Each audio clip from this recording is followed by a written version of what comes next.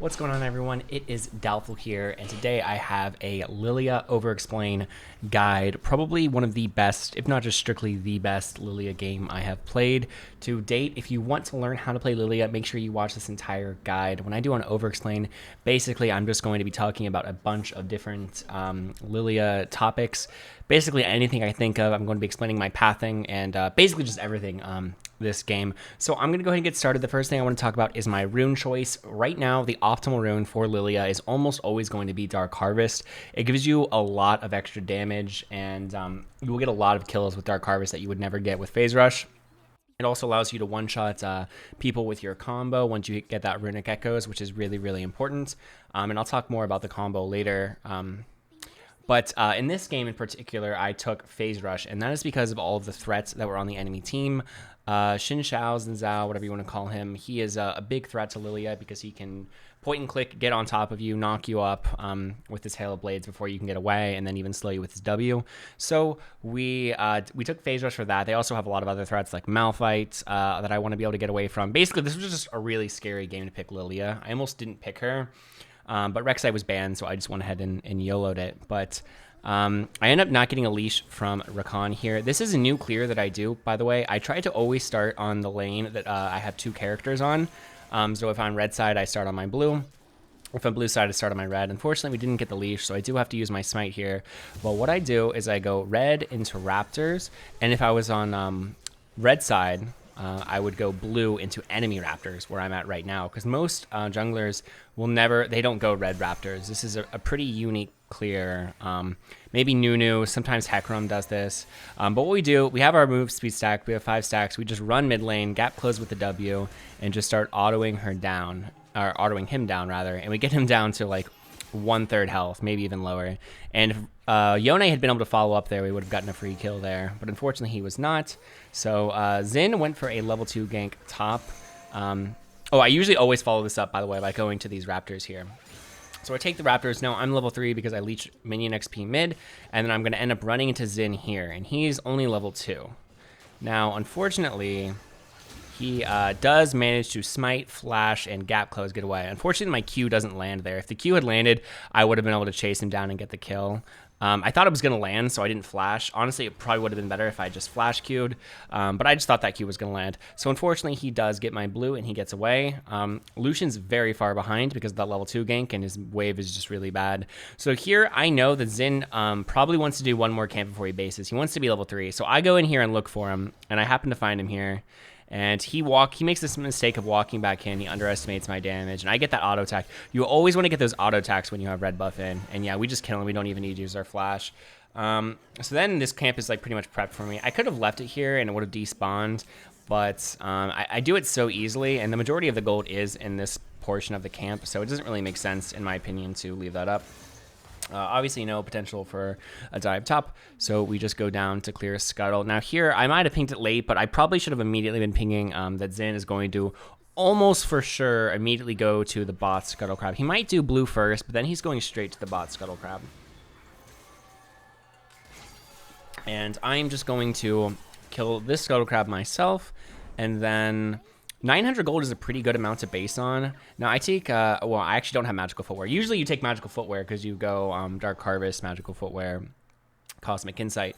So it's actually 1200 would probably be a better gold amount to base on. I don't even know that I end up doing that, but I decided to actually clear my camps instead of basing here because Lillia actually clears her camps pretty well even with no items, just because so much of her damage comes from her passive, which does not scale with AP.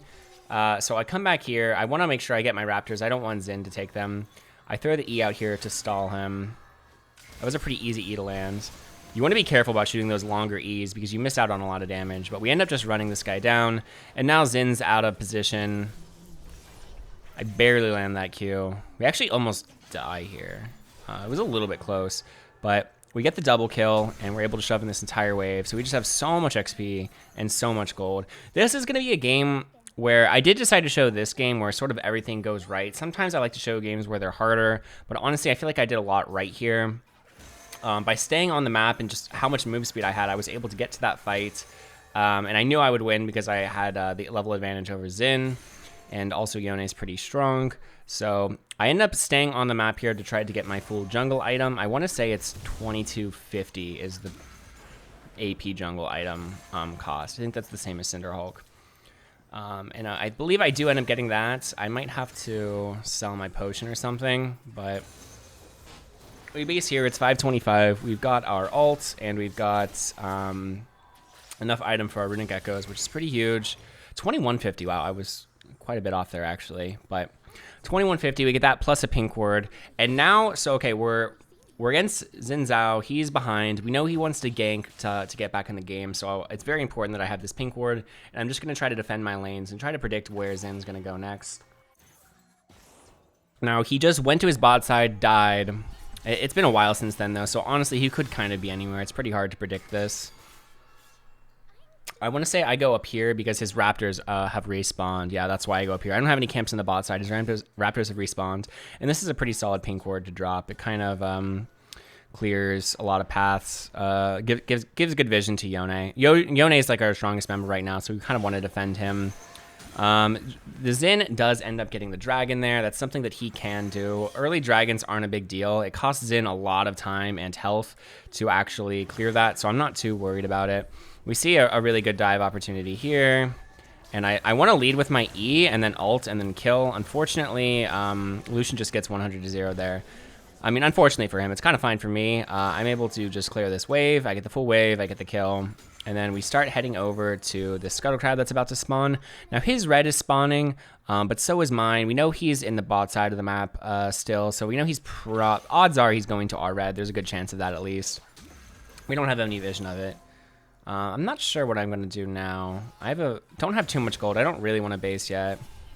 Looks like we end up looking mid here because I'm so fast. I just run at him, kind of like Hecarim. Like, you just kind of run. I walk in and get the AQ so I can land my R. A little bit risky considering I don't have mercs and he just kind of roots me under there. But I am pretty strong and I was confident we could get that kill. If that E lands, like, maybe there's an opportunity on Xin there. Probably not, though. So I still don't really want to base. I'm really greedy, especially on Lillia. I just want to be like farming nonstop. I want to use like how fast my clear is and how fast I move around the jungle to my advantage so I can just farm as much as possible. You'll also notice that at the start of this game, I muted my team. That's something that I got out of the habit of doing when I started streaming because I feel like people talking can be like good content in a way for stream. It can be funny, but I want to get back in the habit of actually muting because I know it's the correct thing to do to stay focused and not get tilted. And just play your best game. Just stay in sort of a flow state because pings, flaming and stuff, it takes you out of the game and it makes you focus on different things that aren't actually important. So we end up, I honest to God think I should have just bought tier 2 boots there. I kind of greeted for the Dark Seal, but I just love building Dark Seal. Medjai's is absolutely insane on this champion. And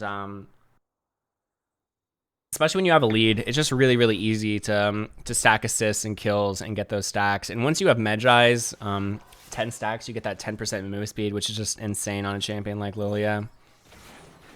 And also, I actually learned this today while looking at the Lillia Wikia for this video, but you actually gain move speed on your Q based on your AP. So like per 100 AP, you gain 1% movement speed, which is pretty insane, really. I don't have ability power showing right now, but I imagine I'm probably at 100 now. So that just means that like I constantly have an extra 1% movement speed. And actually, is that multiplied by stack? So it's actually an extra 5% movement speed per 100 AP? If so, that's kind of insane. I think that's actually how it works. That's crazy. Okay. I digress. So I noticed that his red happens to be up. I don't know why he never took his red here, but it's there, so I take it. He hasn't based in a while. He's actually still sitting on Skirmisher Saber plus Longsword, I believe.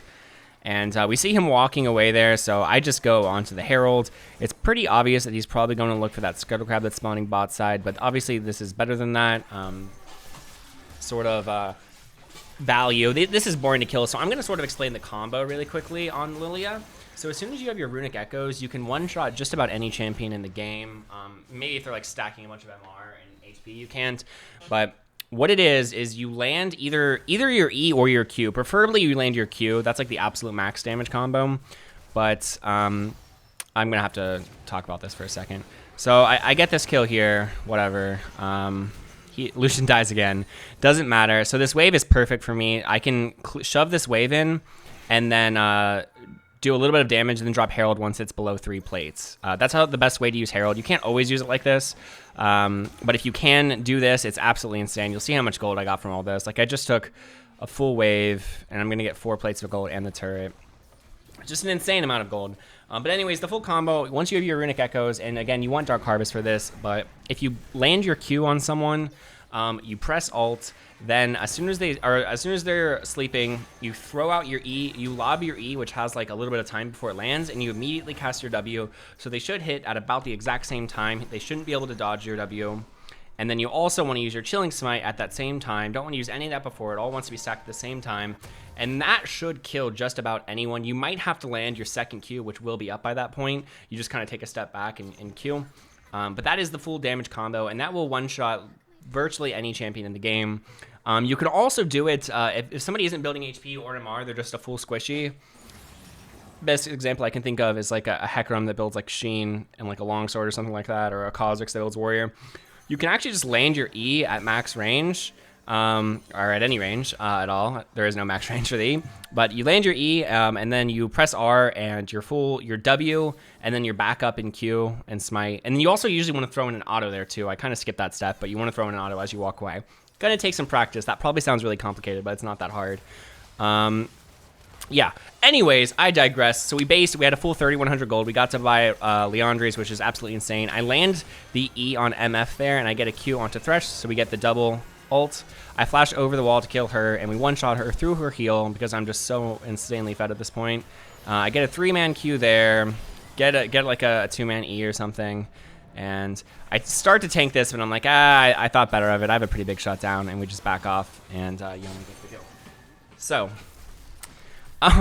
that's sort of what you want to be doing in team fights.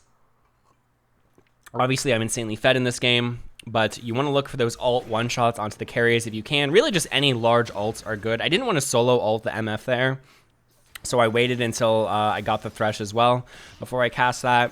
But, I mean, yeah, that kill would have been a lot easier if I had Dark Harvest. Like, I could have done it with slightly less gold if I had some Dark Harvest stacks at this point, but we still managed to one-shot her even with Phase Rush, just because of how insanely fed we are this game. And you'll notice that I have like a pretty high CS. It pretty much stays up this entire time. I do happen to catch a couple waves, which you guys have seen, but a lot of it is just being really efficient with my time, knowing when camps spawn, and doing them on cooldown, basically, and keeping my move speed stacks up so I can get everywhere. I see them fighting bot lane. So I land the E on MF because I was pretty sure which way she was going to walk. She was going to walk directly at the Rakan. So that was pretty free.